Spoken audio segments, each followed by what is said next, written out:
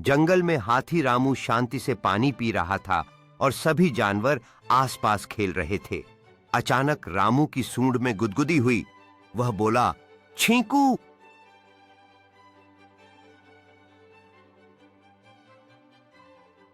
पूरा जंगल हिल गया। बंदर पेड़ से गिर पड़ा और तोता उड़ते उड़ते चक्कर खा गया। खरगोश डर के मारे छिप गया। शेर बोला, रामू भाई जरा धीरे छींक लिया करो। रामू शर्मिंदा हो गया और बोला, माफ करना दोस्तों, रोक नहीं पाया। तोता बोला, कोई बात नहीं, लेकिन अगली बार मुंह पर पत्ता रख लेना। सभी जोर जोर से हंस पड़े। रामू ने एक बड़ा सा पत्ता उठाया और बोला, पक्का वादा, सब खुश हो गए और मस्ती जरूर करो, लेकिन दूसरों का भी ख्याल रखो। जंगल की सुंदरता में सभी जानवर मिलकर दोस्ती का जश्न मना रहे थे। यह पल सबके लिए खास था, जहां मस्ती और सहयोग का महत्व समझा गया।